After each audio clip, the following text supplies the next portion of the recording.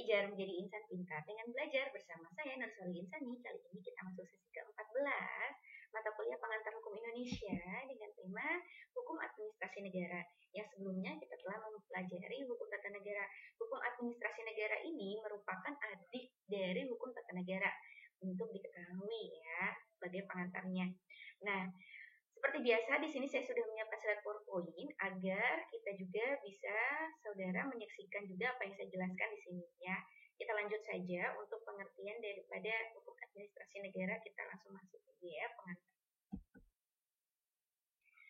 Di sini. Nah, untuk pengertian daripada hukum administrasi negara ini ada dua, yaitu arti secara luas dan arti secara sempit. Nah, arti secara luas itu sebagai pembuat aturan. Kenapa sih disebut sebagai pembuat aturan? Karena dia itu mengatur mengenai administrasi daripada organisasi negara itu. Ya, nah, jika secara sempit, itu kegiatan yang tidak termasuk dalam penyelenggara peraturan dan mengadili perselisihan.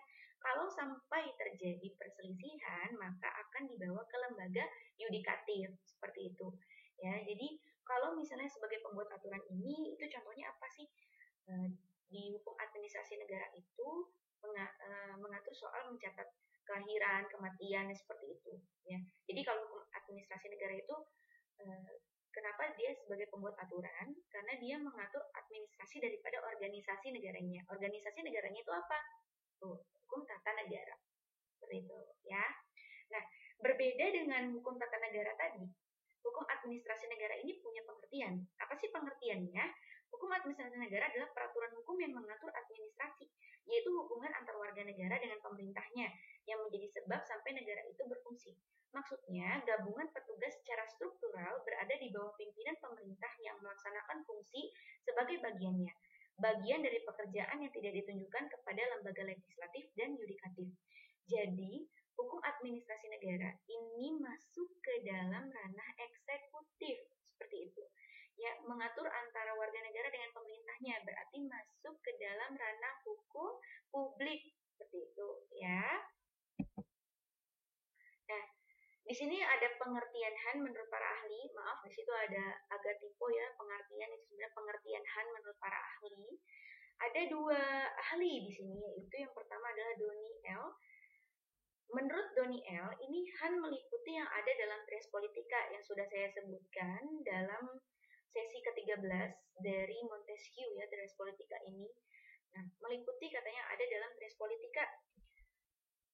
Nah, apa saja itu yang dalam Trias Politika?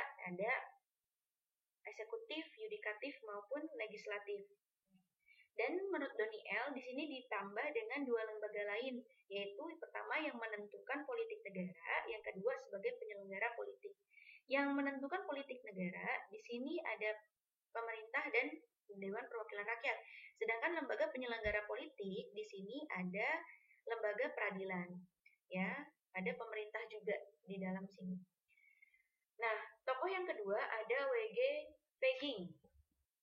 Di sini beliau bukan memberikan pengertian, tetapi beliau ini memberikan perbedaan antara hukum tata negara dan hukum administrasi negara. Nah, menurut beliau, HTN bertujuan untuk mengetahui tentang organisasi negara dan perorganisasian alat-alat perlengkapan negara. Apa sih alat-alat perlengkapan negara itu? Alat-alat perlengkapan negara itu polisi, TNI itu ya. Sedangkan Han adalah bertujuan untuk mengetahui cara tingkah laku dua lembaga lain yang tadi, negara dan alat-alat perlengkapan negara. Nah, seperti itu.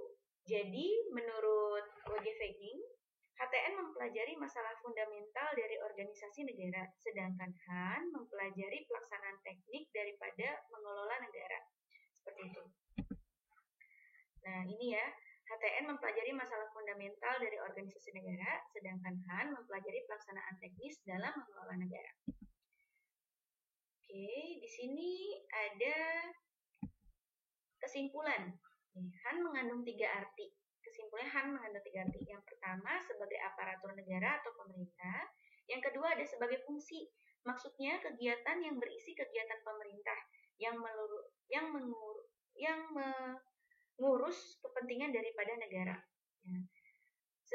Yang ketiga adalah sebagai proses teknis penyelenggara negara. Di sini maksudnya meliputi segala tindakan aparatur negara dalam penyelenggaraan undang-undang. Itu maksudnya kesimpulan dari 3 arti. Saya ulangi, sebagai aparatur negara atau pemerintah, itu arti yang pertama. Yang kedua, sebagai fungsi, maksudnya kegiatan yang berisi kegiatan pemerintah yang mengurus kepentingan daripada negara.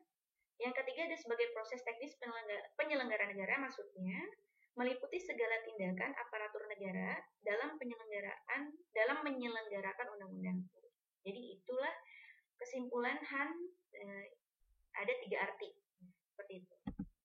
Oke, terima kasih telah mendengarkan apa yang saya jelaskan. Seperti itu penjelasan saya mengenai hukum administrasi negara pengantarnya. Semoga Allah senantiasa memberikan keberkahan ilmu kepada kita semua. Jika ada pertanyaan dapat dituliskan dalam kolom komentar. Di situ pun bisa menulis kritik dan saran, ataupun dapat dituliskan dalam forum diskusi yang telah saya siapkan. Akhir kata, terima kasih. Wabillahi taufiq wal hidayah. Wassalamualaikum warahmatullahi wabarakatuh.